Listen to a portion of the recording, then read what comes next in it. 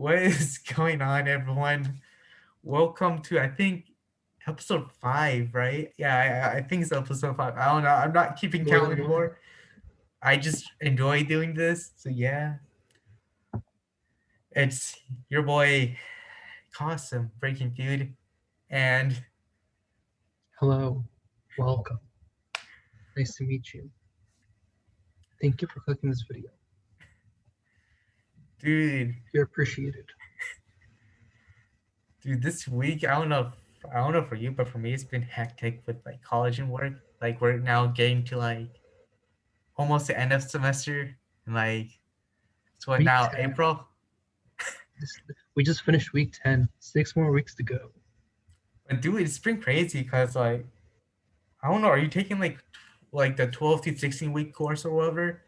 Because I Yeah, am, and like that whole week in February in Texas like screwed me over.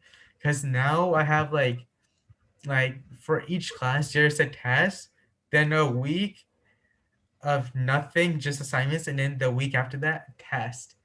And it's like the reason it's set like that was because like everything was pushed back, and I'm like, dude, I can't do this. it's pushed back, and I don't think we're getting that week back. Like, yeah, we're not getting that. That week isn't. We're not replacing it. Like, So we're trying to learn stuff while missing 2 classes. I mean, I'm hoping like I don't know if other like other colleges in other states have like ever gone through this type of experience. Like, let me know if you're in another state, not in Texas, and like you had something similar where you had a terrible weather storm at your state and where you had to shut down for like a week and a half or something, and everything got pushed back.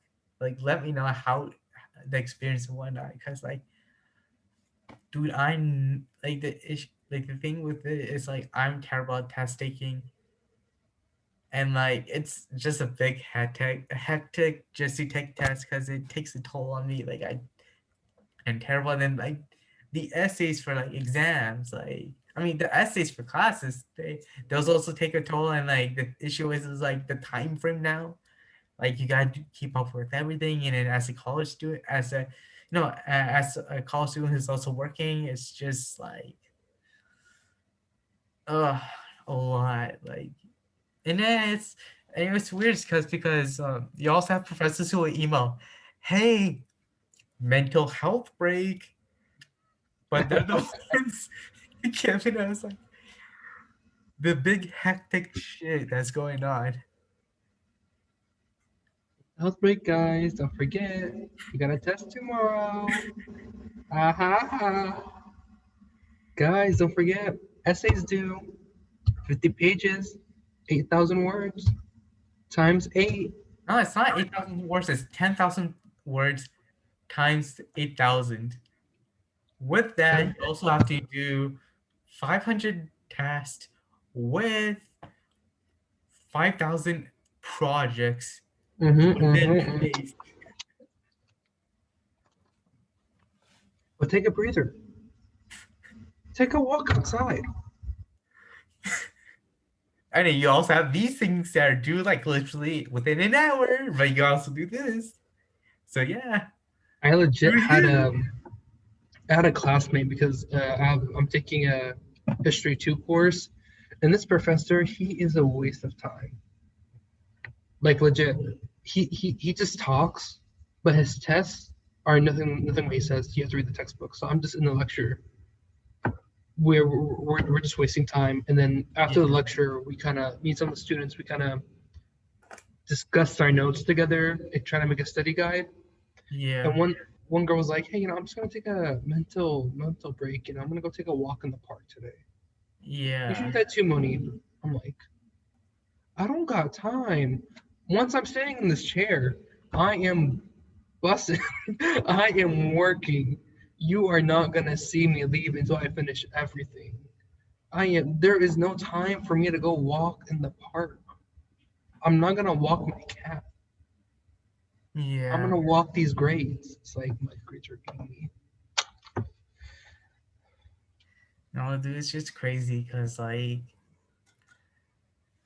and I think like, okay, so there's one thing where you take BS class in college, you gotta pay for it. Some people get scholarships, but you take these classes in order to get a degree in something else. And it's like, okay, you're trying to learn everything, you want to have the knowledge of everything. It's like either you don't take those classes, or if we have to take those classes, give us like easy assignments, easy tasks. Not easy, but also like less work, because it's like, because by college you got, I mean, either there's some students who are like working and whatnot, and on top of that, either they're working or getting internships and whatnot, and they need those, which is really important. And it's like, on top of that, it's like you gotta be with family, like you gotta do chores, and like you also want to be by yourself, which also is a big work Mental health workload. breaks. And it's like there's so much going on, like either like with college, like the education system's broken. Like either we shouldn't take these BS classes, or if we do, make it better, the test system better, the education things better. Because honestly, I'm not really learning. It's more like I'm doing work to get good grades, and I feel like if I like don't do good work, I fail. And it's like getting fired in a sense, and like but in this scenario, you have to retake the class, pay for it again, waste more time, more energy. And it's like, is it even worth going to college at this point? Like, I think you brought up some interesting points. There are some BS classes, but at the same time, depending on your major, that could be BS, or that could be a needed course. And obviously you need the courses that are like quote unquote common knowledge. Your histories, your yeah. I think it was like algebra. I think is it college algebra? Is that everybody has to take that? Yeah, and like the thing is, I Religious. understand, we should learn like different subjects and whatnot in college, but is it to the point where is it to like here's my thing, is it to the point where like if there's students who are actually struggling and they have other things to do behind the class, in real life, like things in real life to deal with, is it worth like giving us like not like education but work? Because essentially I don't feel like I'm really learning. Yeah, I am, but not like really learning. It feels more like work. I don't know, that's what I feel like. Yeah, it is. I'm taking like I took a 8-week tech writing class. If you don't know what that is, it's just basically computer engineers, computer scientists. They don't know how to speak English, but they know how to talk to computers. So a Yeah. technical writing course teaches them how to talk, essentially. And I took an 8 week because it was truly useless. All you did was not you wrote essays and you wrote like in your critiqued manuals, but like when I read the book twice and I regretted it because it was just like, hey, don't forget to indent your paragraph. Don't use eyes. Don't it was just like it was all about structuring, literary works, and that's stuff you should learn in high school. If you don't learn in high school, then you're gonna learn it in a Comp 1 class. Yeah. Dude, at this like that's the issue with college. It's not all about education. It's more about just doing the work, um and just going through. Because here's the thing, like there was no point for college, like the way I see it, like now there is no point for college, because I can learn anything online, and I can take courses online from Google One and get like a certification. And like wasting time, like we're spending so much time in college. Like some of us have to like pay for classes. I know there's some that get scholarship, but there's some who have to pay for classes and whatnot, and spend their time and energy. At this point, if I'm going to college, I want to learn and not actually focus on work. and not just be pressurized by work and actually get anxiety attacks. I want to learn. That's the whole point of college, to learn the things we need for real world. And like we're kind of getting that, right? But if it's to the point where I'm getting anxiety attacks almost every time, or other people, and like I have to do a lot of other things, is it worth really going to college? And I feel like, and I'm not really going to blame every single professor and whatnot. I feel like the education system itself is broken in a sense. And like, you got professors who have to follow the rules and guidelines in order to keep their jobs. You got people in the administration who want to follow the rules that the government says in order to keep their job, you know? That's kind of like trying to think real quick. Not all teachers are bad at their jobs. I've had some bad professors. I've actually had to report professors to their administrator just because they weren't doing their job. Um, fun. It's actually really weird because once they did that, they flipped 180. They were like they're like the hardest working teacher out of nowhere. Yeah. But it's I'm, just like it just really depends on what you're trying to do, what profession you want to do. Because when you look at computer science stuff, if you go to LinkedIn right now and you look at what's it called, um, like requirements for internships and yeah. very you know first level or level one jobs or base level jobs, they want a certificate. Yeah. And certificates are I actually looked into them. I think they're just like a few languages and then maybe one or two math courses. No, there's no math in it, but it's just learning languages. And the thing that's interesting about college was I know usually people in our field in computer science, by the third or fourth year, that's when companies pick them up, let them take internships, and that's when a company will either take you or not take you. And then if they like you, they pay you big bucks. And I just feel like college can either be a gateway to better opportunity, or it can maybe hold you back. Yeah. So, because I'm not gonna say everybody's meant for college. College is meant for everybody because like didn't Mark Zuckerberg quit college and made Facebook? Like he like I mean, look at Steve Jobs. I mean, he and his friend Steve Wozniak, they built Apple. And they were in college, I think, and they dropped out. And it was like they went to college and then dropped out. It was not like they never like went to college because they were smart. They went, they tried out different things, and I think that's really important. Is people think just going to college is being successful. They can easily be successful.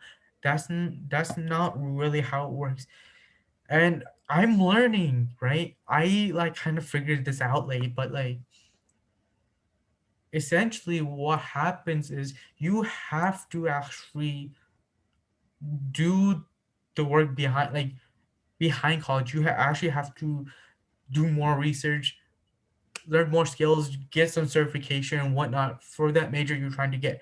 Don't depend on college, because that does not lead anywhere. You might not even get a job.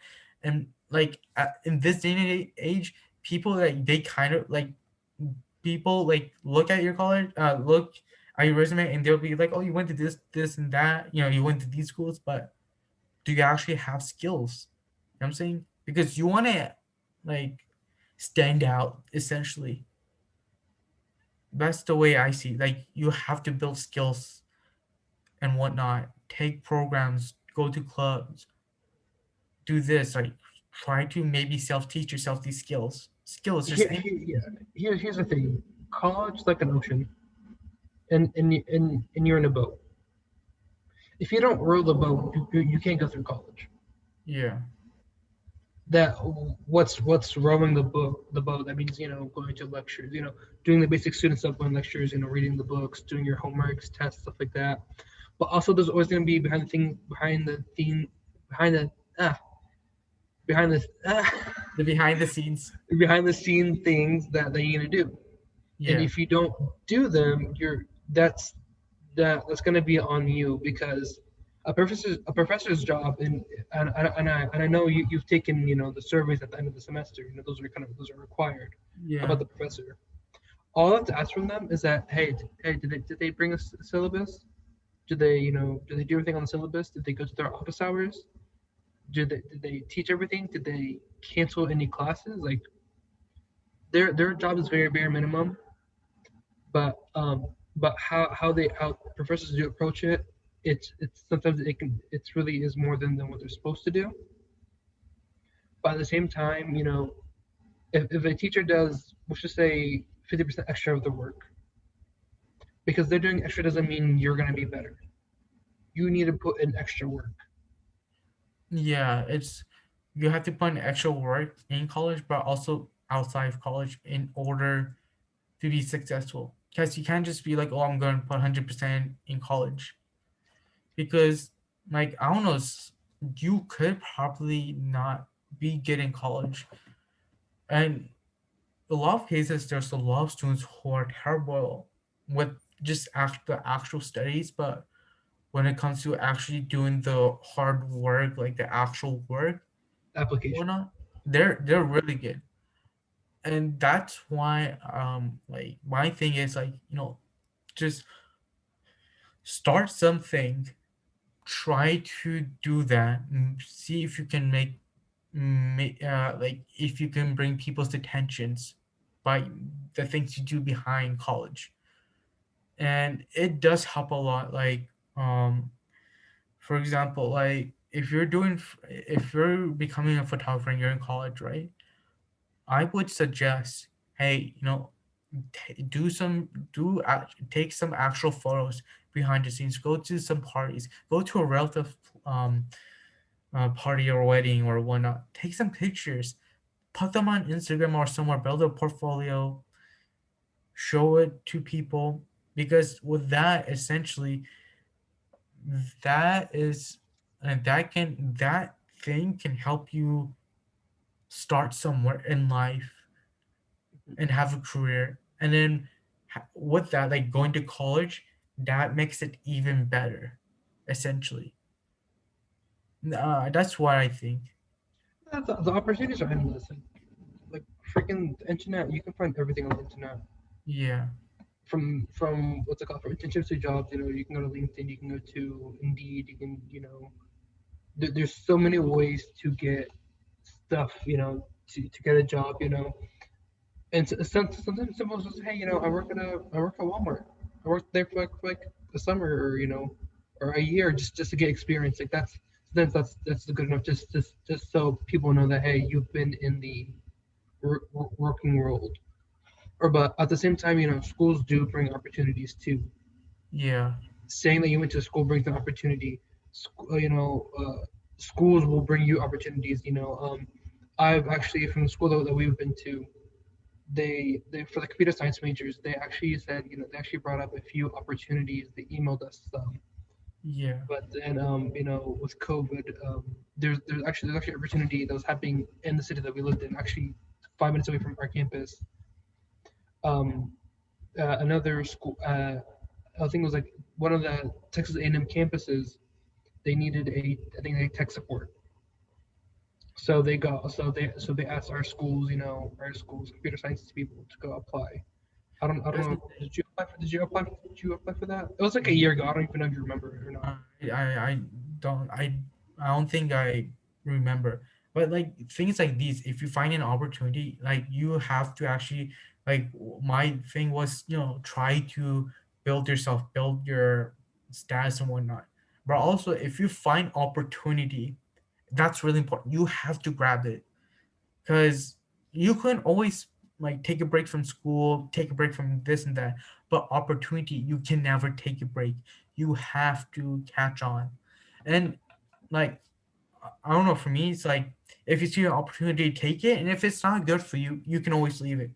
But you should always try out like opportunities when like they're given, because it's really hard to find opportunities from college, out of college, just anywhere. Like, Exactly. Yeah. Just Honestly, like here's the thing. For me, like I think um as a guy who works at a pizza place who's trying to do like his own freelance photography, I've learned a lot more things in like communications, building connections, ethics, this and that, things you won't necessarily learn in like just college maybe, which I feel like people should go out, seek jobs, internships, like while doing college, because essentially like yeah, you in college and school you are interacting with your classmates, but what. interaction. That's because I've been in classes where I've never met a single classmate, especially with COVID and Zoom classes. And I've been in classes where I know everybody by name. And the semester that we were together, we were all friends and working, doing everything together. Yeah, but like being with classmates and then being at work with different people, like that's a whole nother experience, you know what I'm saying? Because you learn, I don't know, like for me it's Time like management. you learn more about the real world essentially. Like you Yeah. learn like what's actually going on. Oh yeah, especially because like last semester and I didn't have a stable job. It was just more like it was just fixing houses and stuff like that and like stuff like that. So I'd just get called randomly. So working with outside world and I've learned that I've actually gotten my name out. I've learned that making connections is very important. Just and like it's like random information about stuff that you just need to know in general. Yeah, what's weird And is also like time management is like one of the biggest things I've learned from it.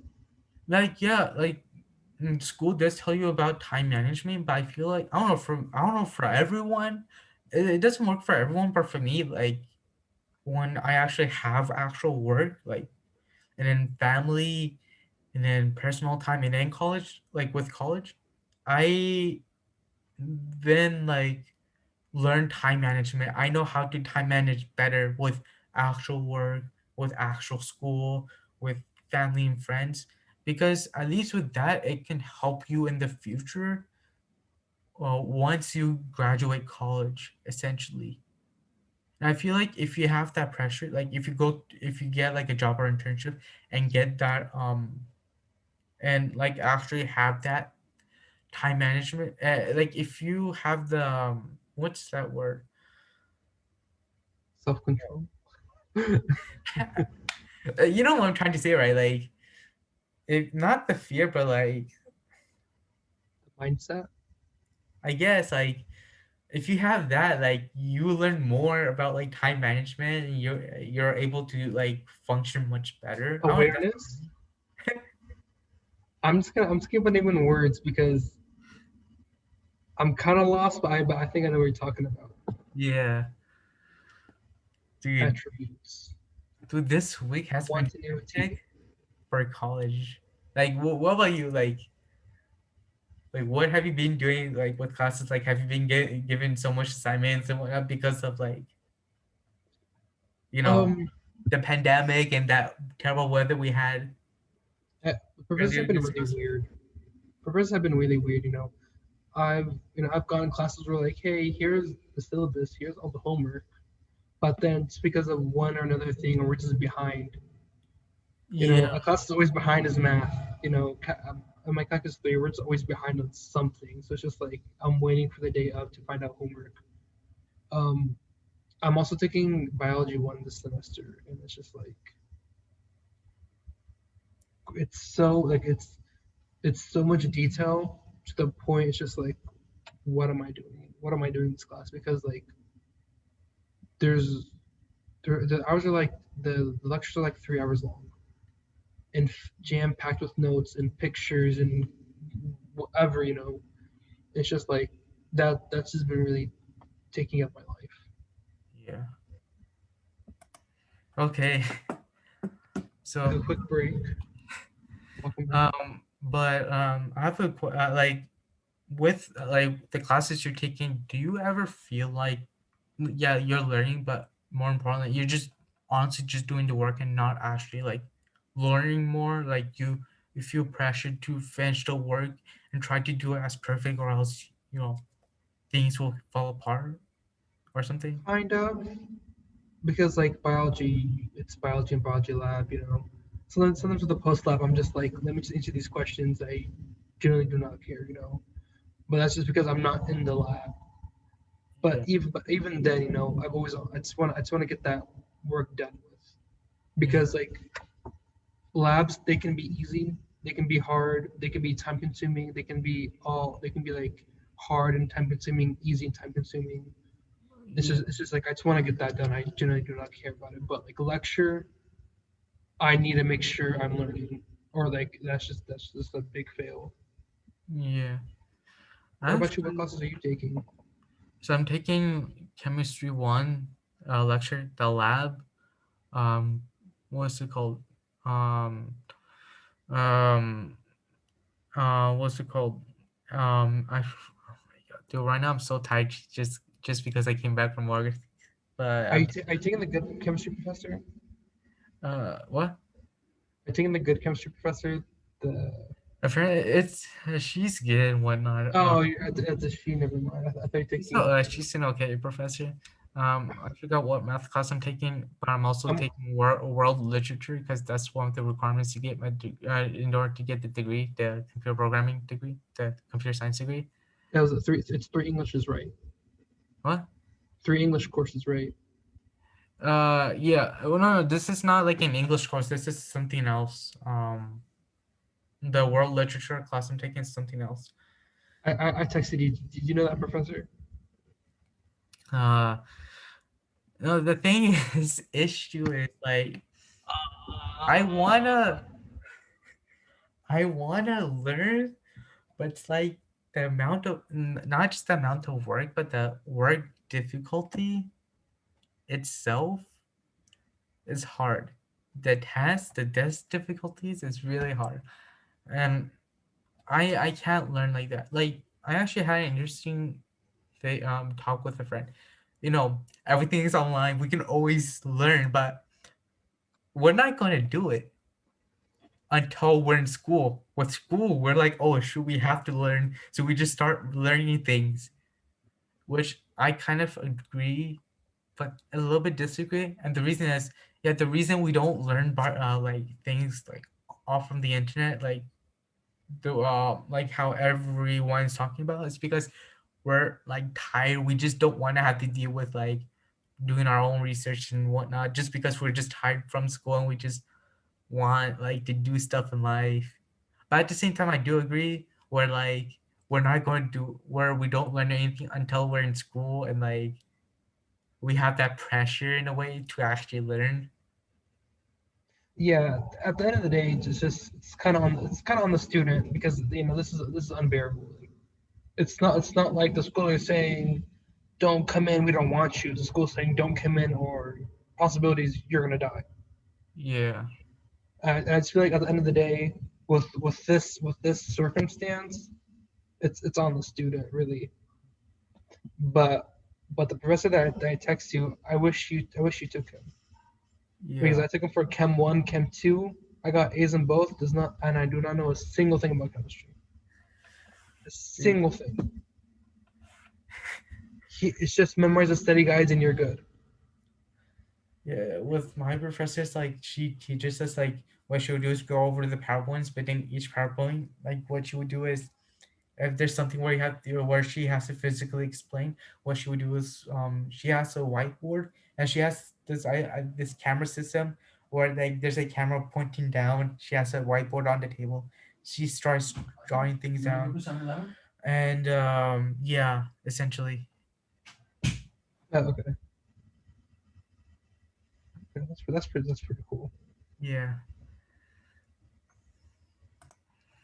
There's a lot of like cut breaks. We apologize. We're just We're dealing with something. apologizing. Oh yeah, so I want to talk about the, so take a break from college and Perfect that. segue. Perfect segue. Wha- okay, so this couple of weeks has been big for Warner Bros. With Zack Snyder's Justice League coming out, the Suicide Squad trailer, the Suicide Squad, not Suicide Squad, the Suicide Squad trailer. THE. Yeah, and Godzilla versus like, King Kong movie. It's been like for these couple of weeks, it's like big things happening for Warner Bros. Essentially, and it's been going crazy. I did a video on my thoughts for Zack Snyder's Justice League film in my channel. And I also did like a spoiler free my thought on the movie for King Kong.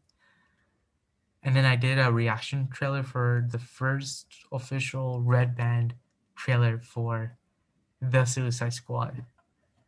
And actually, I'm not going to go into details for Justice League and um, King Kong because like I will Yeah, rather have those people watch the movie first, and then we can for our next episode we can then talk. Suicide Squad. So But I Suicide do Squad. want to discuss on the the Suicide Squad film, and the thing that's going on. So okay, so actually, let me pull out the screen to share my screen. I want to So say I'm happy that Pete Davidson's in the movie. I like him.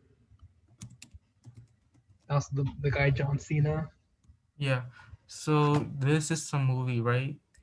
Essentially, it's a sequel to Suicide Squad. This movie is called The Suicide Squad, and the movie that came out before is called Suicide Squad. But it's So that's this is confusing. this is in a way like a sequel, but also like a reboot. Like they wanna reboot they're trying what Warner Bros is trying to do is reboot the whole franchise, but without having to actually fully reboot. And the way they're doing it is making sequels, but then with those sequels trying to forget about the previous films essentially. So like with No, Birds of Prey, Wonder Woman 84, um and so that's why they're trying to acknowledge those characters for were from those movies before, but those are not part of the universe anymore. So essentially, I the best way I can explain to you is they're bringing new and old cast. So of course, over here you guys can see Margot Robbie. She's coming back as Harley Quinn. She was in Harley Quinn in Suicide Squad and Birds of Prey. You got Joel Kidman, who was in the first movie. Jai Courtney, who was in the first movie. Who else? Viola uh, Davis was in oh the yeah, first yeah. movie. Davis was in the first movie. Yeah. But then the rest are like new cast. And as I don't know if you know, but the guy who directed Guardians of the Galaxy 1 and 2, James Gunn, he's the one directing this DC film. And he's bringing over some of his friends from the MCU. So, for example, we have Idris Elba. And you know what's a fun fact? I mentioned this in my reaction video for The Suicide Squad. This is Idris Elba's wait. So Idris Elba, he is one of those. He's one of those actors who's been in different superhero franchises. Like his first superhero franchise was in a DC film called The Losers. Came out in 2010, and in that movie, what's weird is you have Chris Evans in that movie, DC movie. Chris Evans before that he did the two Fantastic Four movies, and after the Loser movie, the DC film, he was in the MCU. And you also have who else? The actress who played Gamora, she was in that movie, The Losers. And what's cool is Idris Elba. Right after he started that DC flick, he went on to be in the MCU as a Heimdall in the Thor franchise. And on top of that, the same year, Avengers came out, Avengers 1 in 2012. He starred in a Marvel movie that was not part of the MCU, the Avengers series, which was Ghost Rider 2 Spirit of Vengeance. This is his second DC film, but I think his like sixth or seventh superhero film, comic book film in a sense. Busy me. And then you also have John Cena, this is his first superhero film. Jai Courtney, this is he's returning. Sylvester Stallone, he's in this movie, and of course, if you guys didn't know, he was also in another superhero comic book film. He was in Guardians of the Galaxy Volume 2. Taika Waititi, if you guys don't know him, he's the guy who directed the Thor. He's an actor and a director. He directed Thor Ragnarok, but also he's also an actor. He was in 2011's Green Lantern alongside Ryan Reynolds. He was like in that movie. He was Ryan Reynolds' best friend in that movie, essentially. Of course, you got Michael Rooker, who was in Guardians of the Galaxy Volume 1 and 2 alongside James Gunn. And also Sylvester Stallone worked with James Gunn. And then you have Sean Gunn, who is James Gunn's brother, and he was in Guardians of the Galaxy. And this dude, If you this do is a me a really favor, interesting dude. He was what's weird is he's been in more not just like comic book movies, but also TV shows.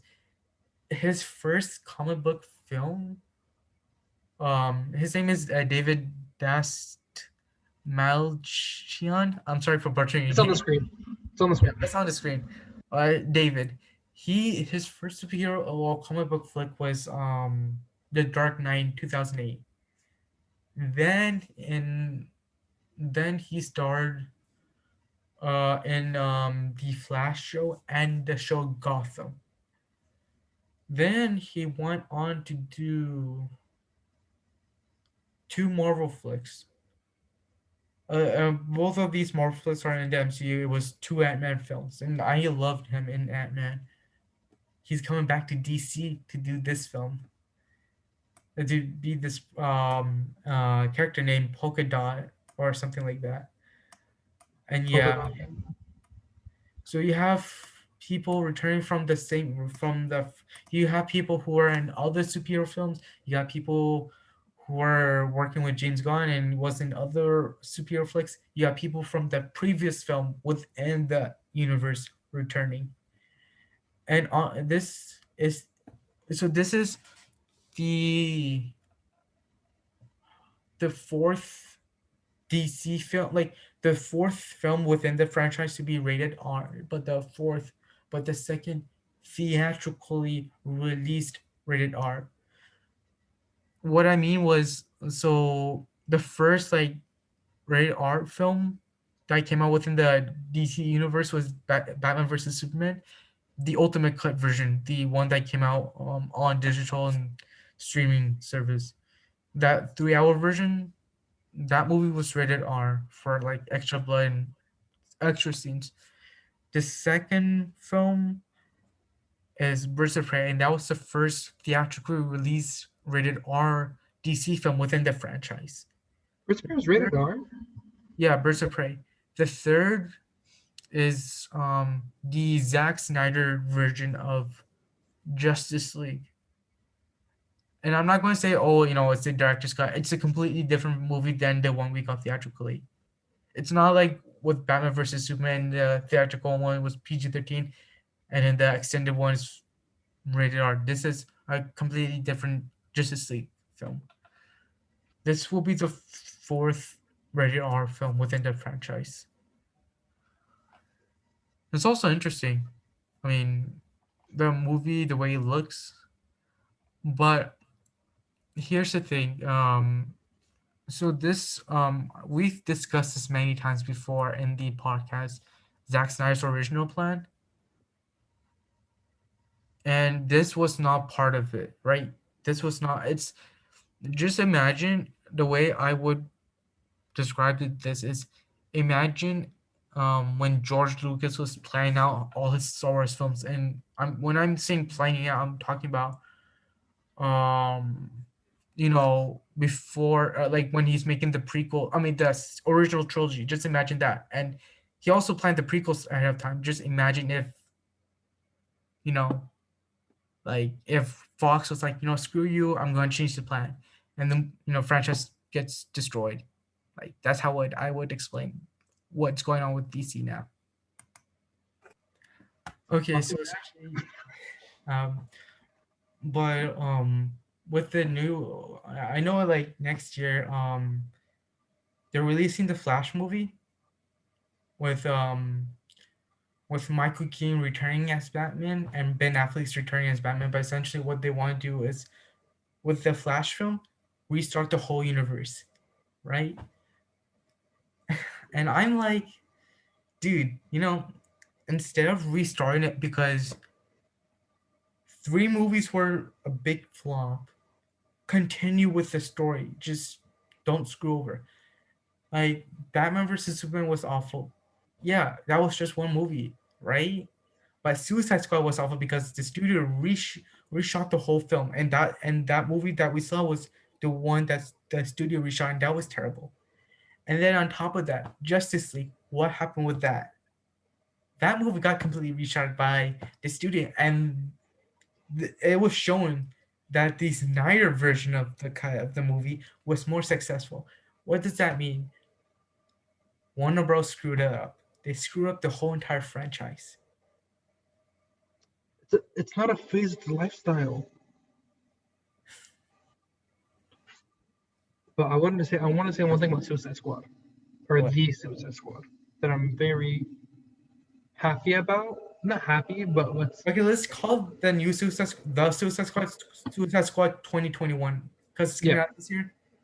I don't want to confuse the people with the two different Suicide Squad movies. Like, So what's good with Suicide Squad in general, the concept of the idea of a Suicide Squad, is that these are all prisoners.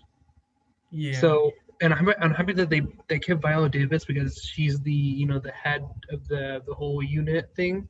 yeah, But everybody else around her is irrechangeable. Like all like the police officers, the sergeants, stuff like that. Because let's just say it's been like what 5 years. It's been like 5 years since the 2016 version.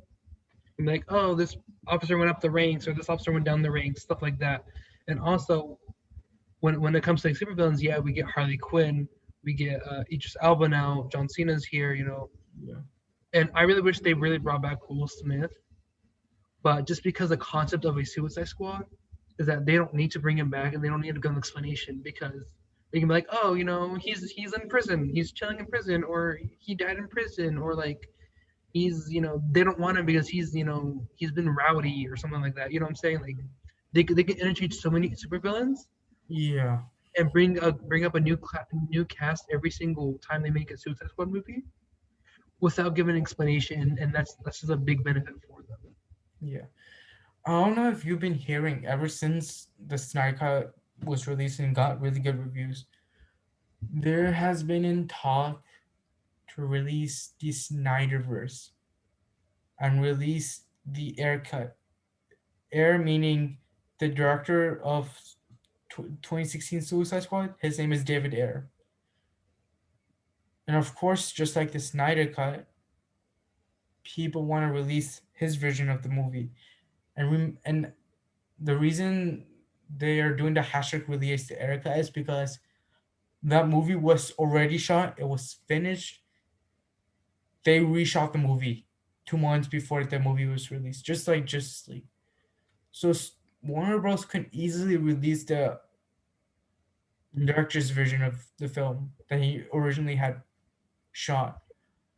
I And would love to see that. and with the Snyderverse, essentially what that is people want to release the Snyderverse, essentially Snyder's original plan for the universe, for the DC universe. So with after Justice League, we would have the Cyborg movie, the Flash movie, the original Shazam planned movie that originally Zack Snyder had planned, Justice League 2, the Batman movie, the Batman with Ben Affleck, not the Batman that Robert Pattinson's in.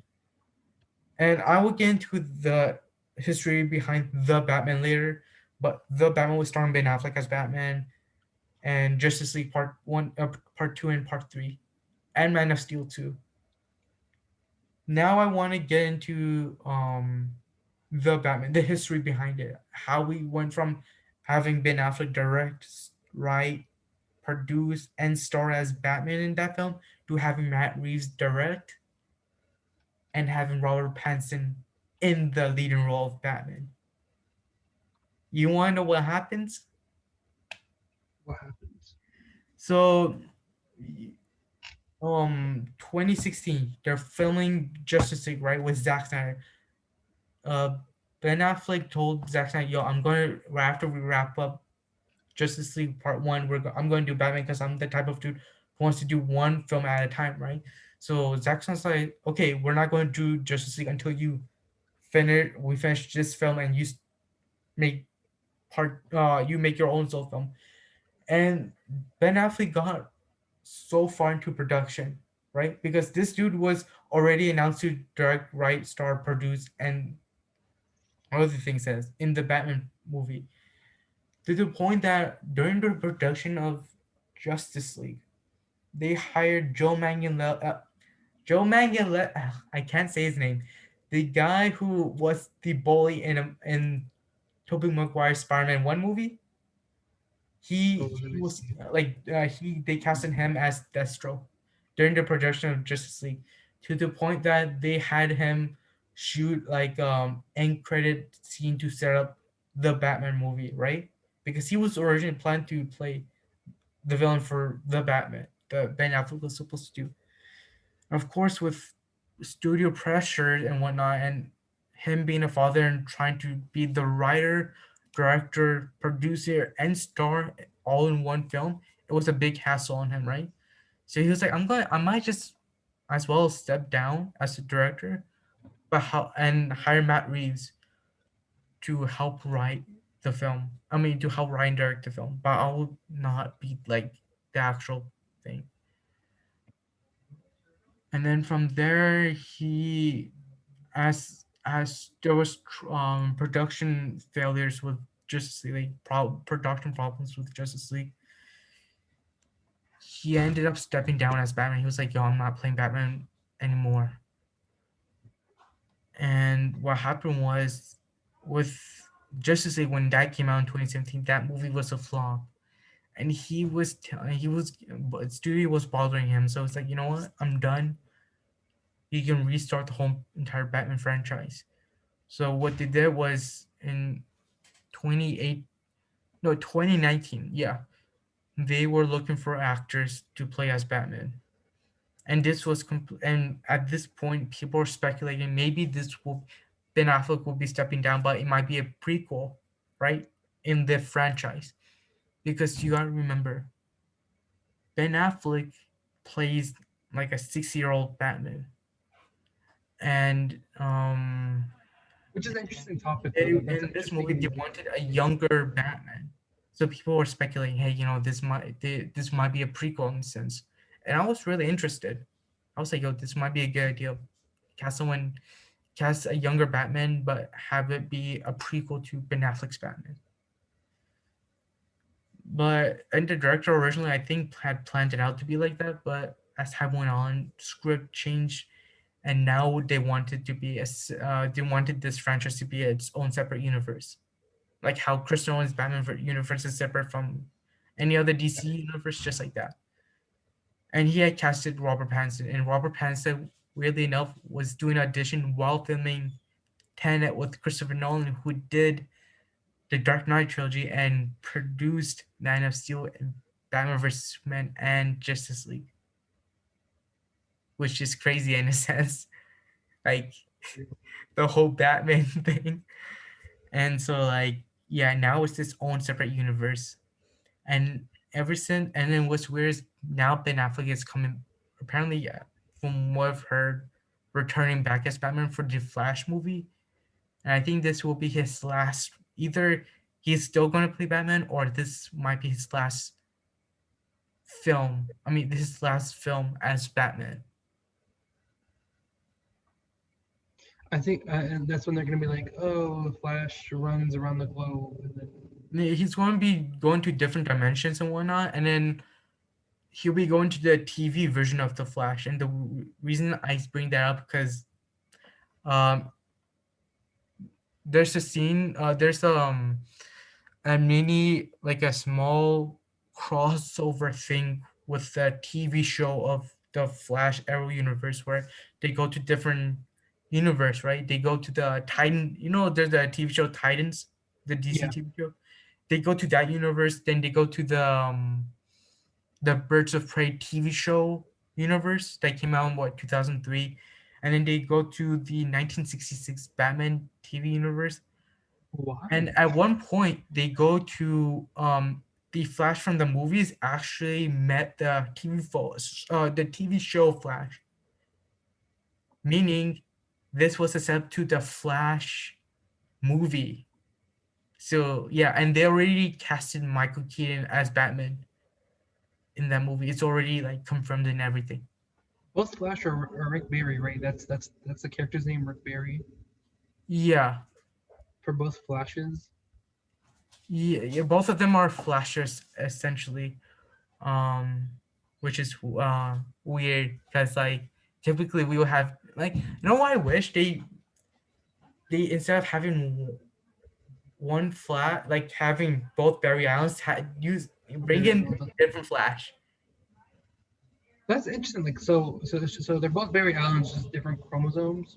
Yeah, and It's a what's different DNA what's strand. weird? The Flash father, so Flash's father in the movie, he is played by the same dude who played let me he the actor who plays Flash's father, he was in another DC film which was directed by Zack Snyder, Watchmen. You know the blue dude? Yeah. That's the dude that Flash's father, the They actor who need to plays Flash's stop intertwining dude. their whole universe. This whole DC like movie universe thing is confusing me already. I think they're clearly good with individual projects. So let's stick I with the think individual. honestly they should restart the whole entire thing. Restart it. I think they should have a movie where like everybody like everybody dies, all the superheroes die, but the Flash doesn't, and he just goes around the globe, and then like all the way back to like the Neanderthals, and that's just how it I think ends. that's a good idea. I think we should become the writers for DC films because like the guys at the studios are not that good. Already on it. Already have like 8 movies right now. I can send you the PDFs. You know what? Okay, since we're talking about like the new Batman series, like Warner Bros. Rebooting things, doing like a soft reboot. Apparently, J.J. Abrams is trying to reboot Superman. And from what I've understand, Henry Cavill, the guy who plays Superman currently, his contract hasn't ended yet. Well, I thought he was a good Superman. Like I thought It's no confusing. bad thing. But okay, so here's the thing. This isn't the first time J.J. Abrams wanted to actually do a Superman film. He actually wanted to do. He actually tried to direct. He was about to direct a Superman film, and he had already started production on the script and like the storyboard and everything. But apparently, Warner Bros. Saw the passion that Bryan Singer had to do like Superman continue like to do a Superman movie which continues the Christopher Reeve universe. And Bryan Singer is the guy who did the X Men 1 and 2, right? And so they were like, okay, Bryan Singer, you do the Superman movie where it continues his Christopher Reeve Superman films. And so they gave the project to Bryan Singer and apparently fired J.J. Abrams, and that film became Superman Returns. And what's weird is Henry Cavill auditioned for J.J. Abrams' Superman film when he was originally the director, and when Bryan Singer had joined, he then also auditioned again for that role. Isn't that That's crazy? Like, and that's then that's like years down the line, then he got the Superman role. weird. Like what if now he hates Superman? Like what if that role ruined his life and now he has to play it? I think like I personally like here's the thing, I'm a big DC dude, right? But personally I think Marvel is doing a good job in terms like the films, their film lineup, how it's not as confusing. Like you know what I'm trying to say? Like Yeah. there's a vision and they're trying their best to stick with that vision. And you know what's the funny Good. part? I feel like DC is good in everything. It's just that they need someone to have a vision, have a good vision for every single film instead of having One person, just one person, one yeah, person. yeah. But here's the funny thing: Marvel has Marvel has been almost bought out by DC. I think in the '90s. Marvel was broke in the early 2000s. Like Marvel has been going through like a rough time for like And 20, 30 years before it got big. you can And see that they got at the the beginning when they started the MCU, right? You can see at the beginning it was kind of confusing, right? Because remember at the Iron Man movie was just a money grab. yeah, They what they did was that they got other action figures and then they showed it to kids and they're like, hey, which one do you like the most? I think it was like Iron Man, Hulk, and Thor. I think they went with Thor or something like or Hulk, No, no, no. someone well known. All the kids liked Iron Man, so that's why Iron Man was the first Yeah. person to be made in the MCU, and that's why they didn't go with the '04 Hulk. I'm surprised they haven't made a Hulk movie yet. Yeah. Make a Hulk movie. He deserves one. I Well, think. there was the Hulk movie. So Ed Norton's Hulk is technically part of the universe.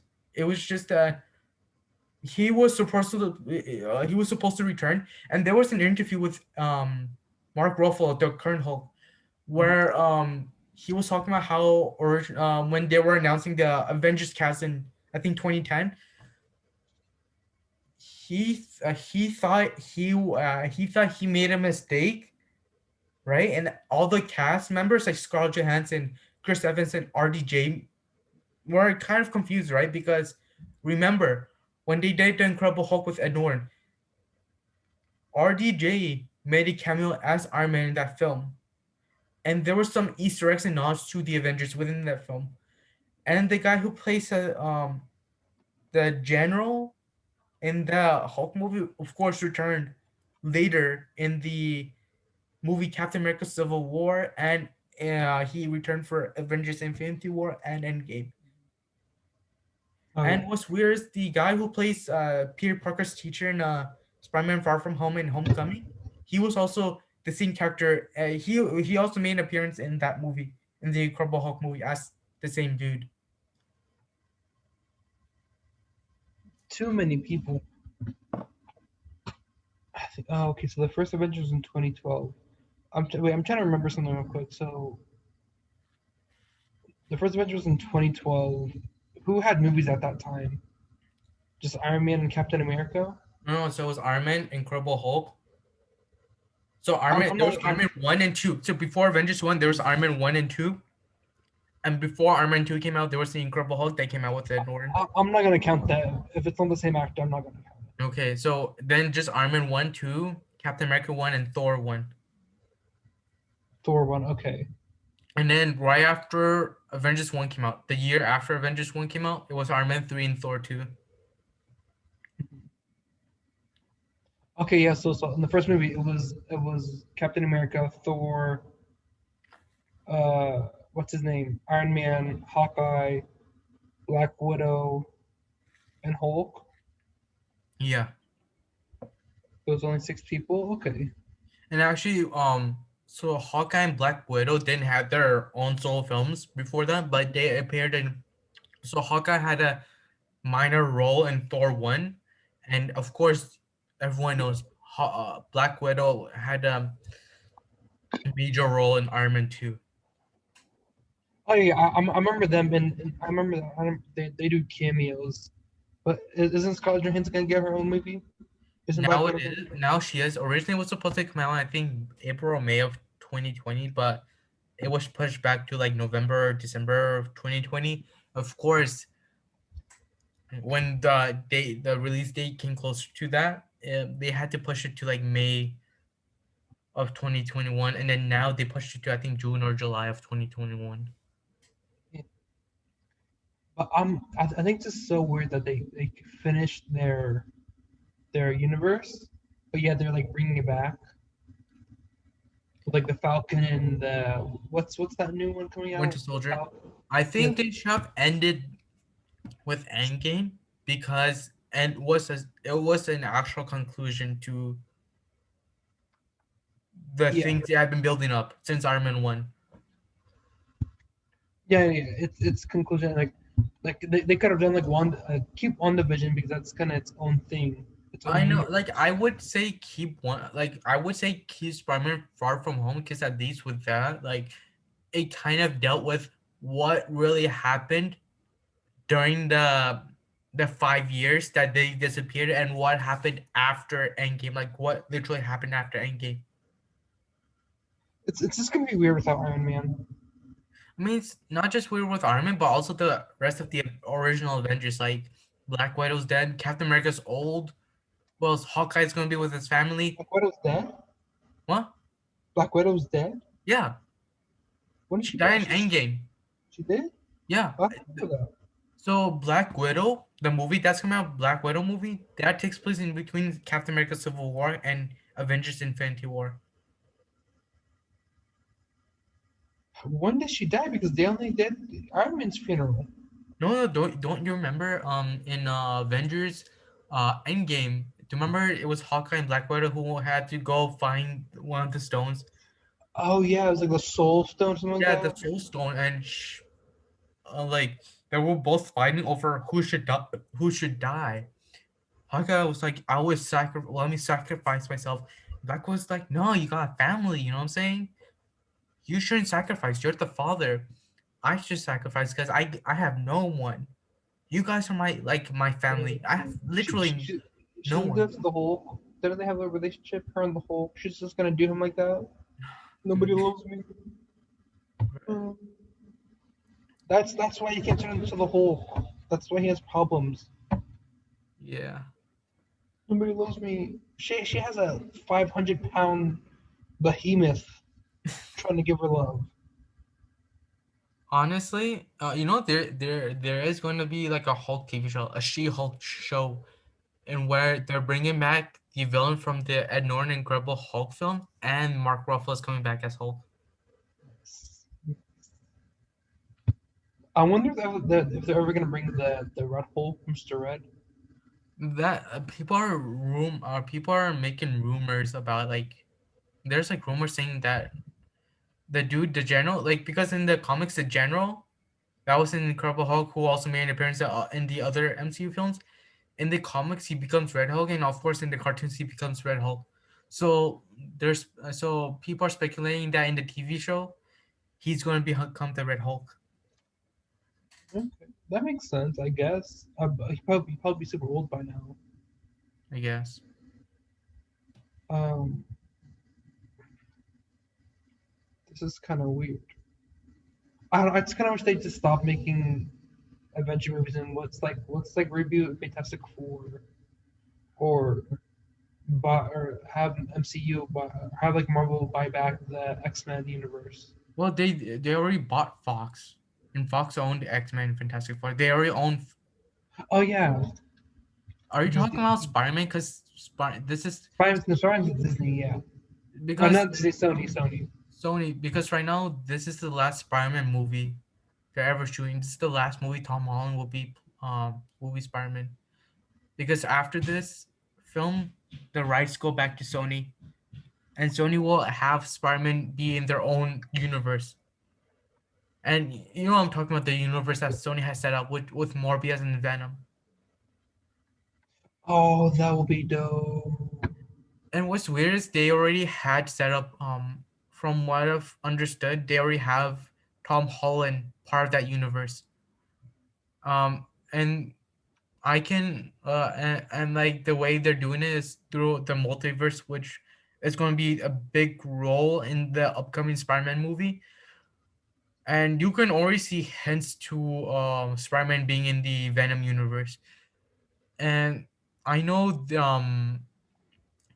there was an interview with Tom Holland where he said he actually had made a cameo in Venom, right? I remember But seeing Venom. no, but they deleted it because they don't want the audience to be confused, right? And remember, this was back in 2018 when they were when Spider-Man had when Tom Holland had just released like Endgame. No, Infinity War.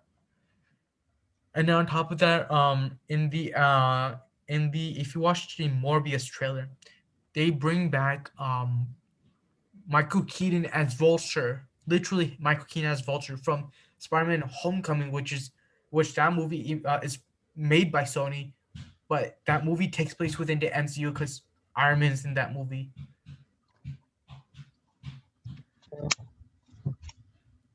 But I think we can both agree Tom Holland's number two on the Spider-Man list, right? I do. I feel like Andrew Garfield, a good actor, like a good Spider-Man actor, but in terms of the Spider-Man movies, I have a soft heart for Tobey Maguire Spider-Man Oh yeah, because yeah. we grew up with him. Toby's number one.